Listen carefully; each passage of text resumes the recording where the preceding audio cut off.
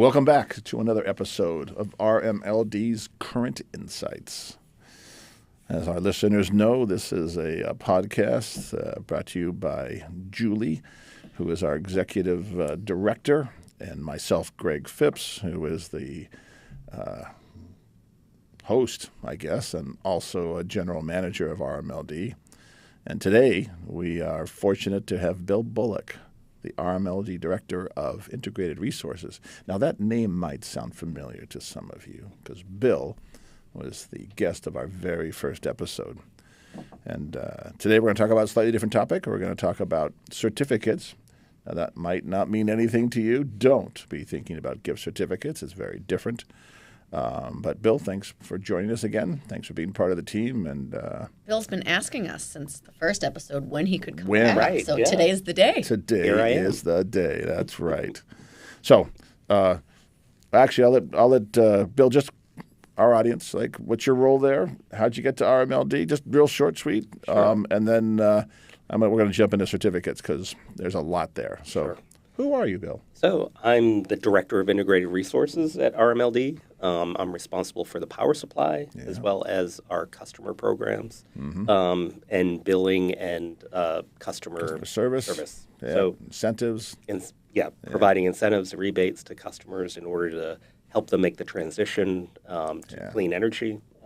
So it's a lot of fun on what we do, and we're glad to be part of the energy transition. Yeah, we are. We're accelerating it. So exactly right. All right. So, Bill, we had one of our recent press release, as well as one of our recent Board of Commissioner discussions and presentations. We made a noteworthy transition in terms of retirement of certificates. But before we go into that, certificates kind of give people the big broad umbrella of the different components that we put underneath certificates. What they mean, and just kind of big picture, and then we'll kind of dig into a couple of them. Sure. So there are a lot of different types of certificates. There are renewable energy certificates, which I think most people assume are the primary. RECs. Yes. Yeah, right. They're the default. Yep. But there are a lot of different, as there are different sources of energy, there are different attributes applied to certificates to represent that they're clean. And to what extent that they're clean. So there are renewable energy certificates. Yep. There are emission-free energy certificates, which represent something that is clean but not necessarily renewable. Renewables are solar, wind, hydro, typically. And then there are things that are clean, but they're not renewable, like nuclear energy is not renewable, but it does not emit carbon. So it is carbon-free and therefore will allow us to get to where we need to be from a greenhouse gas emission standpoint. And then we also have clean energy certificates. Yes. So these are related to other types of technologies that don't increase carbon emissions on a net basis. And again, these are important bridge technologies to get us to the point where we're achieving net zero. So all of these are important in the mix to show that we're emission free. And so like each certificate represents a megawatt hour of energy. Electricity produced. Yep. Yes. Yep. 1 megawatt for one certificate. Yeah. Good. So, good remember for. Yep. Keep going. Yep. And these do have a shelf life. So when once the asset produces the energy, it allows you to mint a certificate. And then when you have the certificate minted, you have 6 months in order to either sell it to somebody else or to retire it. So we make that decision on an ongoing basis on how many certificates we're going to retire or to And so on that shelf life, Bill, just so our audience knows, right? The certificates are not free, right? They have value. Yes. But I just explain to our audience that while they have value for us to potentially sell or retire, there's also a cost for us to acquire them. So tell the audience about how we acquire them. Yep. And how we think about it. So there's a cost to it. Not too much detail in terms of the actual dollars. Well, anyways, give them a big picture. But it's important that they understand that we're not just giving them. It's not a gift card. It's not a gift certificate. Right? We have to buy them. So go ahead. Right. Yeah. So typically when we enter into a power purchase agreement, so typically this is a multi-year contract with someone that owns a renewable or a emission-free generation asset, we can opt to take the certificates with the power supply. Sometimes they are separate as part of the purchase, so they'll include it, bundle it into the overall price, or sometimes they offer to sell us the energy only, and then they will sell the certificate to somebody else. Sometimes they've already sold the certificates to somebody else, so they only offer us the energy portion of it. And so what separating the energy from their certificate does is it allows the certificate allows you to prove that this energy is clean and comes from something else, or non-carbon, depending upon. But or exactly non-carbon, right. Or renewable, depending upon what kind of certificate it is. Yeah, so there's a cost, right, and there's a value. Yeah. And I think, as you mentioned, right, at RMLD, we currently, our policy, our procedure is only to purchase certificates with energy. Yes. We call it associated. And we think that's advantageous because it's less expensive ultimately. Yeah. And then we go to and then we'll talk about this in a little more detail now, about retirement versus selling and how we think about that and things we did. So once we have those certificates, the last element, just so our customers, our audience knows, we have until June 15th of the following year to transact, and we either want to retire or sell. But if we don't take action, we've basically forfeited those certificates. So they do, back to your shelf life. But we're very proactive in terms of either retiring or selling them. Yeah.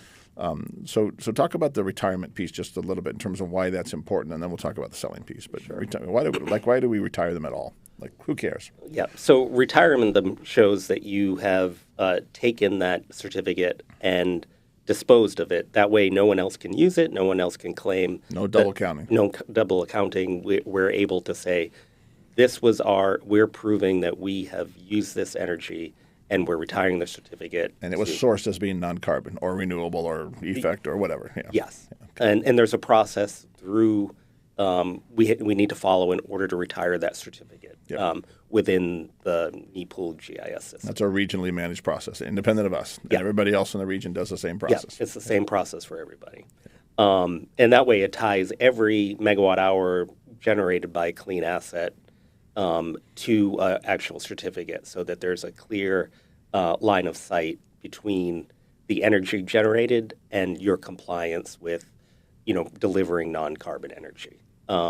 So that's, that is what we do. We look at, so when we're looking at retirement versus selling them, we are committed to the energy transition.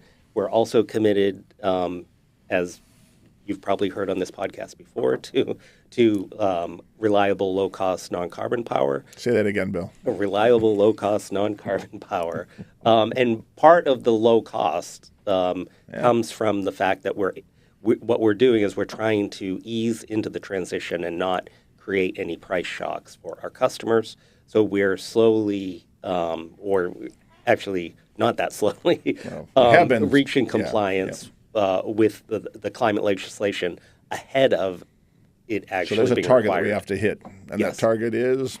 So the target for the climate legislation passed in 2021, we need to be 50% on carbon in 2030, 75% in 2040, and net zero by 2050. And that metric, just so everybody knows, is retirement of non-carbon certificates, which would, as you mentioned earlier, could be renewable, could be effects, could be clean energy certificates. So we have some flexibility, which is good, right? Because our portfolio, we talked about that last time, but our portfolio has hydro, has nuclear, has wind, has solar, has a couple other non-carbon attributes in addition to what we purchase on the open market. Right.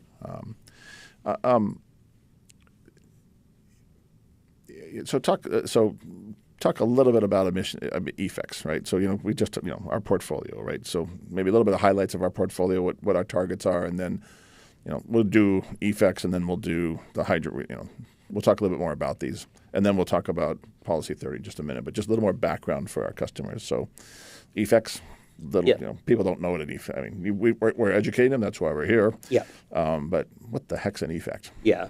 So an effect, it stands for emission-free energy certificate, and those are generally produced by nuclear plants. There are 2 nuclear plants in New England that we have contracts with. Those are Millstone and Seabrook. Millstone's in Connecticut, Seabrook's in New Hampshire. But there's also some effects associated with some hydro supply as well. Large hydro plants also generate some emission-free energy certificates. So each of the contracts that we have with each of the nuclear and hydro generators, they create, for every megawatt hour we purchase from them, they're creating 1 certificate. So each month we have long-running contracts with them. In fact, contracts that will go until these assets probably retire. Yeah. We are an original investor in some of these assets. So we took a small equity stake in these, meaning we helped them finance the building of these assets, which, in retrospect was a very wise thing to do, because now they're here delivering us non-carbon power when we need it most. At a very low price. At a very low price. Right. So part of the reason why our net annual or net monthly bills are low is because of things that have been done not just recently, but back in the 80s, for example, in the case of those nuclear facilities. Yeah. So again, one of the things I think our audience should know, that the decisions that you and your team make at RMLD is with the appropriate approvals from our Board of Commissioners and our Citizens Advisory Board. But we're looking 10, 20, in some cases, 25 years down the road in terms of decisions we're making right now. And while nobody has a crystal ball, most of the decisions have been pretty good, and that's a good example of them. So that's effects. Anything else you want to add about our hydro portfolio? Not to I won't say this nicely, but not to bore our audience with class 2 mass class 2 certificates or main class 2, et cetera. Or anyways, anything else you want to talk about the certificates? I want to jump into the policy 30. Yeah, I guess the only thing to add is that the way that RECs are assigned is that new assets that are built, like new solar, wind assets, create the most valuable RECs because they're being built now and they need the most help in being constructed. So this gives them an additional revenue stream.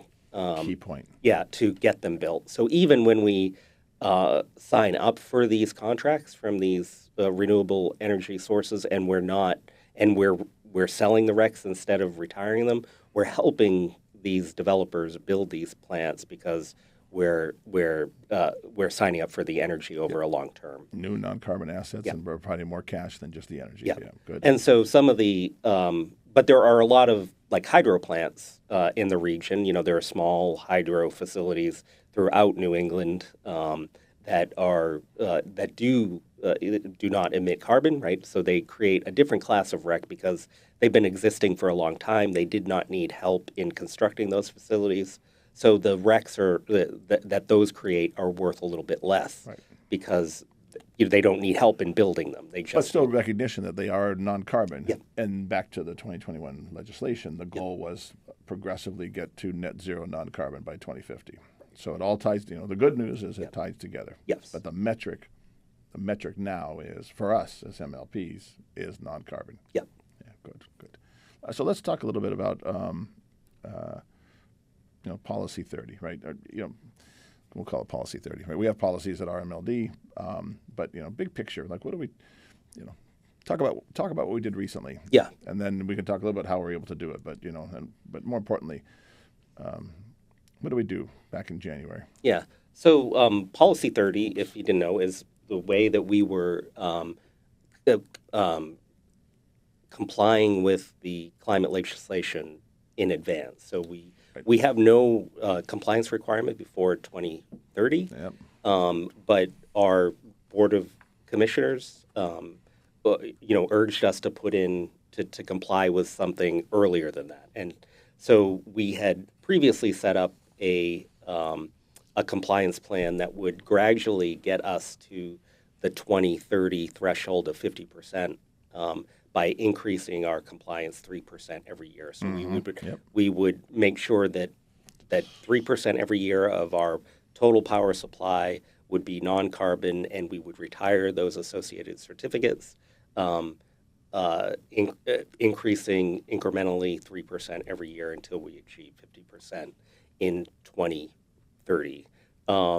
But recently, in January, we did an ask by the board in order to look at like how we could even accelerate compliance earlier. What's it look like? Yeah, what would the cost be? What would the cost impact? So we presented them with a number of scenarios for what the cost would be by, retiring some of the less valuable RECs and selling the more valuable RECs. And we were able to, with a minimal impact on our customers' bills, achieve a 55% compliance. So we're actually, in 2024, we will be ahead of the 2030 goal by 5%. 2030 goal being 50% by 2030, and we are at? We are at 55%. In 2024, 6 years early. Yeah. Nice. Yeah, and in fact, there's no requirement in the law until really 2040 that would increase our compliance above 50%. So we are really 16 years ahead of time. Exactly right. Yep. Exactly right. Net cost. So average customer bill is about 100. So average, right? Nobody's average, but if we're doing an average customer is about 820 kilowatt hours a month. It changes every month. Right. Average bill is about is about $150 for 2024. Incremental cost for this additional retirement to go from what would have been 32% to the 55% works out to be about 69 cents. 69 cents per month. Yeah. Out of roughly $159. So pretty small. Not zero. Yeah. Pretty small. So I think that a good team effort by the whole RMLD team to structure the power supply. Anyways, we'll talk about renewable choice here in just a moment. I'm adding a question. Renewable choice. Maybe it's in here, but anyways, remind me, Julie, about renewable choice. And we'll look each year. So, part of that policy is we'll go back each year and make a recommendation to the Board of Commissioners in terms of what the retirement rate is. We don't ever anticipate going backwards. But we are, I think everybody knows we are very sensitive to making sure that the net bills that we charge, which is a combination of customer usage times the rates, and there's two big categories of rates, the fixed rates and then the pass-through power supply rates. Anyways, not to get too complicated, Mr. Customer, Mr. Audience. But our intention is to keep our rates, our costs at the end of the day low. So, and this is a mechanism for us to do it. Yeah. Any other, I do want to talk about renewable choice here in just a second, but anything else about the Policy 30 stuff that's worth mentioning to our customers? Any quick comments, and then just a little bit of targets about our target mix of power supply. I want you to just talk a little bit about that because that impacts the certificate. So just to give customers, what we're trying to do. Yeah.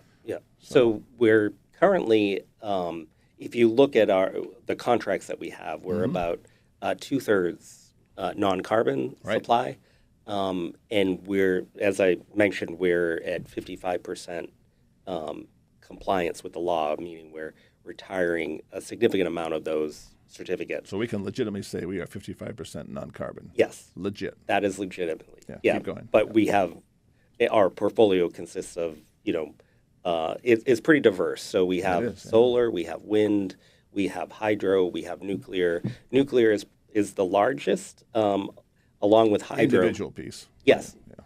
And then roughly about a third. Hydro is about a third. No, I mean nuclear is a little over a third.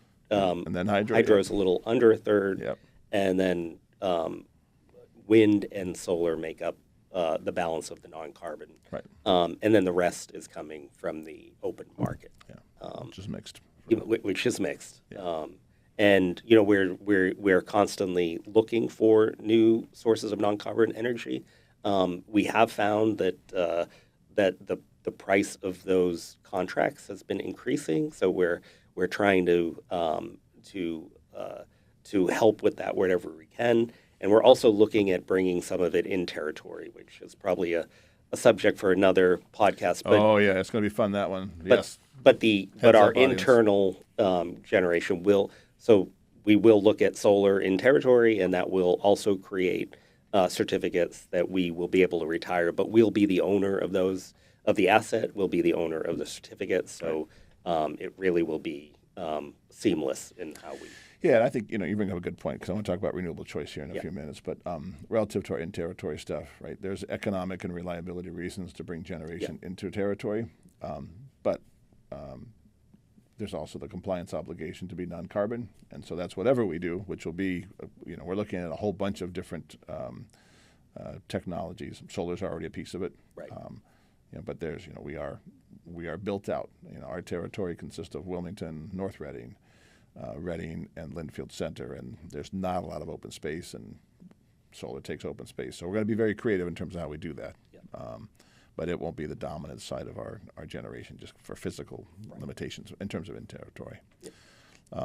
So that, that's, overall, Bill, it sounds like, what you've mentioned is power supply is something we have to deliberately manage. Yep. We are purposeful in terms of buying certificates with the energy. And you mentioned 1 megawatt, 1 certificate per megawatt of energy. That retirement is how we fulfill the compliance obligation. And for right now, for our customers, that cost is pretty small in terms of what it contributes to our overall customer bill. Right. Now, there are going to be customers that want to do more than 55%. Yep. Right? They're going to want to be 75% or 100%. So just kind of talk a little about renewable choice. Big picture explanation of what it is, and then Julie, I'll have you kind of back to the website where they can participate in renewable choice. But Bill, what is it? What's it do for a customer? Sure. Big picture. Yeah, renewable choice is for the customers that are really interested in ensuring that the energy they're using is carbon free. So what we do with the renewable choice program is we charge a little extra on your bill, and what we do Customer choice. It's a customer choice. Yeah, you opt into the program, and then we will take the funds that are collected and retire RECs, offset the retirement of RECs. Yep. Well, in this case, it will be RECs. In this case, it is. It's Class 1 RECs. It's Class 1 RECs. So that's where. So perfect. Yeah. And so we are, we would like to see more participation in that, but again, it is an opt-in program, and people choose their own adventure as far as that is concerned. So, but we, for anyone watching that is interested, we do have a clear way on our website to sign up for renewable choice. Yeah, and there's even a calculator you can put in like what your monthly usage is, and it will tell you what the increased cost would be per tier, I guess. So, and when you sign up, you're committed for a year. So minimum commitment for a year, just because we have to set the program up, et cetera. But minimum commitment for a year. But most people stay in it for, if they're in it, they're going to be in it for a while. But that's exactly right. And that calculator is valuable. We used to have a 50% tier, and then a 75% tier, and a 100% tier. Obviously, as of 2024, the 50% tier, we're already above it. So that part of that tier disappears because we're already there. But the 75, and that's available to what customer class? Any customer. So any are residential, commercial, industrial. If you're an RMLD customer, you can sign any up one for of them renewable can choice. participate, right? And again, opt-in program if they want to participate. So and just a note on that, we are it is an opt-in program overall, but the way we're handling the increase to 55% is we're automatically putting people into the 75% category that were previously 50%. And then if they want to opt out of going to 75% from 50%, they can do that. Good reminder. Or if they just want to go for 100, they can Yeah, do if they that want to too. go for 100, yes. It's a as much well, lower right? bar now. Right. Yeah. It is. And ultimately, as our policy continues to ratchet up or continues to set higher and higher targets, that program will eventually fade away because ultimately we'll be at net zero non-carbon. So that's a couple of decades down the road. But again, we intended for people to be able to participate now with a renewable choice. So kind of coming to the close of this session, Bill, thank you very much. So a couple more questions, but I think it's been helpful for our audience to get a sense of certificates. Again, not a gift certificate, but RECs and EFECs and Class 1s and Vermont and Maine and by state. So a lot of stuff, but it's a regionally managed program, but it's our mechanism. Just briefly, we have two charts that we present in our annual report. One is a non-carbon chart, and then one is the actual portfolio. And I'm thinking of the two donut charts. We have one which is the actual kilowatt, or megawatt hours that we purchase, and then the non-carbon. Just if you can, we don't have a graphic quite yet, but it's in Stay tuned for our annual report. Stay tuned, right? Exactly right. But kind of distinguish between those two if you can, just real quick. Sure. So the compliance chart will show the certificates we're retiring to be in compliance. So for 2023, we were at 29%. Yep. So it will show 29%. But again, as I said, our supply is almost 2/3 non-carbon. So we are contracted with these non-carbon sources. We are selling the excess certificates in order to keep rates low. Which is why we can't claim that compliance. Right. All right. But we think it's important to show this is where the power is coming from. We are at almost 2/3 supply that is non-carbon. Your money where your mouth is. Right. I mean, and we're setting ourselves up for the future to make sure we have the supply of non-carbon energy. So we've entered into these long-term contracts in order, and then we have the optionality to stop selling the RECs so that we can comply with the law as it ratchets up.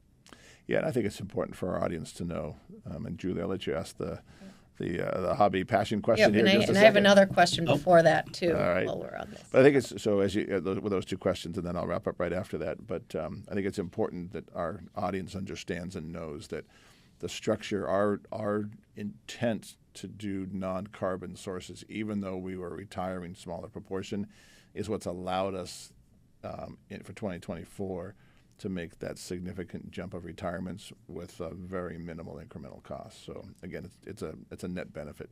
Julie, go ahead. Last two questions, So I'm and then I'll just close. curious about this from a different standpoint. So renewable energy certificates. So you hear of like certain celebrities purchasing them to offset their large carbon footprint. So can people? I'll get into that, but. Can just any person like purchase these RECs, or do you have to be, have some kind of connection or? It is an open market, so anyone that is interested in purchasing a REC can buy them. Like you'll often see, like if you're taking a flight or you're renting a car, sometimes there's a checkbox to offset your carbon emissions from that trip. And they are probably buying certificates with that the money, and then retiring them. And they're retiring them. Yeah, right. So not selling them. They should be anyway. Right. And even businesses. So we have the renewable choice for our commercial customers, but say maybe businesses outside of our territory. To your point, that's something they can do to help with their own. Or if you're flying from Tokyo to the Super Bowl. Exactly. Right. Yeah. Or Taylor Swift. That is how. She offsets her carbon. I think that's fascinating that Taylor Swift purchases these. Maybe she's buying some of ours. Maybe. Right. Mass Class 1s. Right. All right, Julie, last question. Okay, last question. So we're going to move away from the topic of certificates, sadly, but you can always get more information on our website. You can even read our Policy 30 if you're so inclined. Which is streamlined, by the way. Yes. And our recent press release, and it's in our recent newsletters. So the last question we'll ask you, so we want to get to know you more personally and ask a more fun question.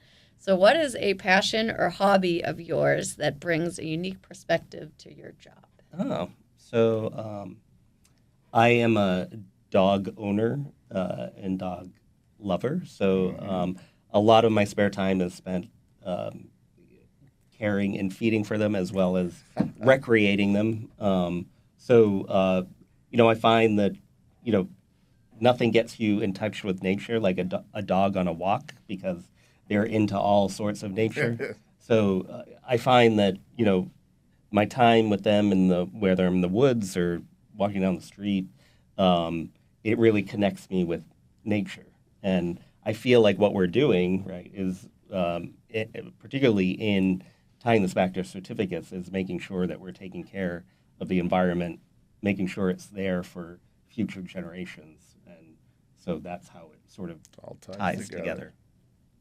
But yeah. Generations of two-legged people and four-legged four-legged animals. Exactly. Yes. Generations, I love it. Bill, thanks so much for being our guest today. Sure. And thanks for all the hard work you do on behalf of our customers at RMLD. Julie, as always, thank you. We're going to wrap up this session of RMLD's Current Insights coming to you from Julie and Greg. We thank you, audience, for being part of us. Stay tuned for the next one.